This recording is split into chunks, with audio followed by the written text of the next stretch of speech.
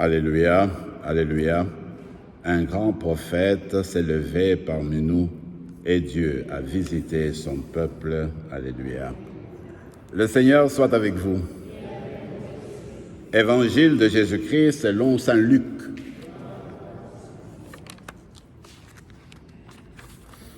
En ce jour-là, Jésus descendit à Capharnaüm, ville de Galilée, et il y enseignait le jour du sabbat. On était frappé par son enseignement, car sa parole était pleine d'autorité.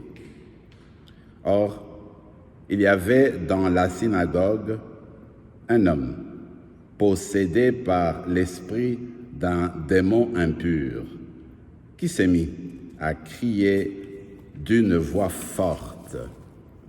« Ah, que nous veux-tu, Jésus de Nazareth?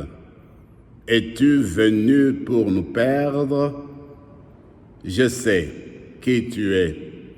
Tu es le Saint de Dieu. » Jésus le menaça.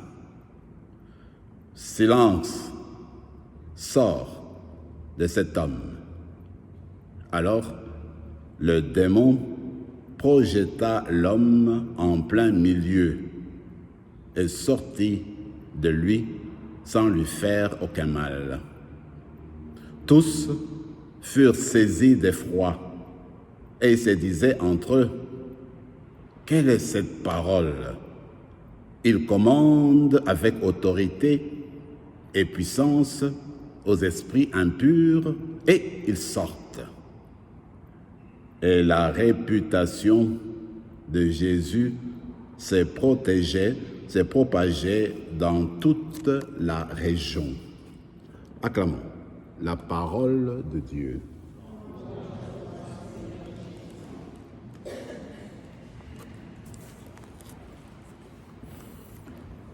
Nous sommes au début de la prédication et puis de la vie, n'est-ce pas, publique de Jésus.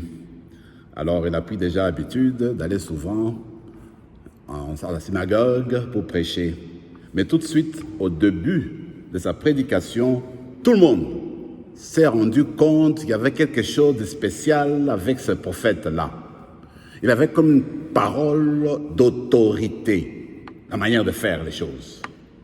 Alors, quand on réfléchit, on regarde ce qu'on propose, la première chose, c'est ceci. Au temps de Jésus, les personnes qui enseignaient, les scribes et les autres, généralement, pour bien faire les choses, quand tu enseignais, il fallait que tu te retrouves, tu vois, en arrière, trouver des autorités, des savants, des personnes qui ont parlé bien avant et qui ont donné une bonne prédication. Alors, quand tu proposais ta chose, il fallait te revenir sur les anciens. C'était un peu une manière de prêcher. On remarque chez Jésus, lui quand il parlait à partir de son autorité propre, de son propre chef, avec son expérience, avec ce qu'il a vécu, ce même exemple. Il venait, tout était nouveau pour lui. Alors on disait, celui-là, il prêche avec autorité. Ça c'est un.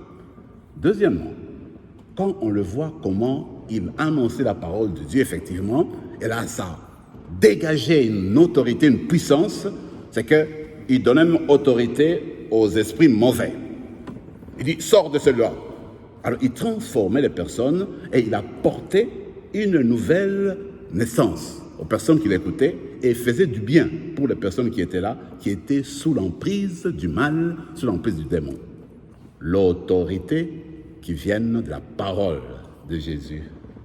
Une autre chose que pour moi ça se trouve entre les lignes, c'est que la parole de Jésus est remplie d'autorité parce que il y a une cohérence entre ce que Jésus prêchait, ce qu'il disait et ce qu'il vivait.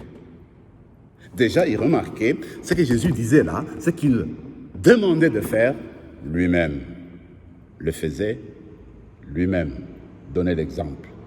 Sa manière de parler faisait que tout le monde voit qu'il y a une cohérence entre ce qu'il dit et ce qu'il fait. Donc tout ce qu'il dit là, ça se reflétait dans sa manière de vivre. Ce qu'il vivait, ce qu'il faisait, eh bien, ça se disait, ça se traduisait par ses paroles.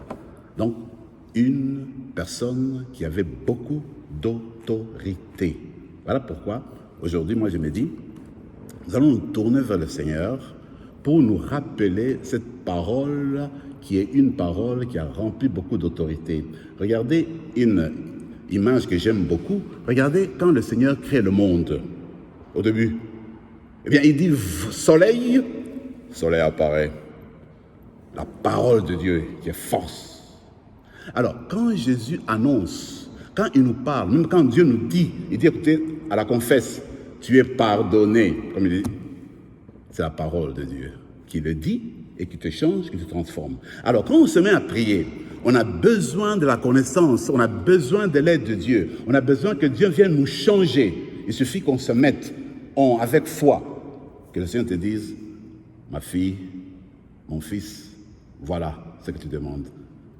Par sa parole, ça s'est fait.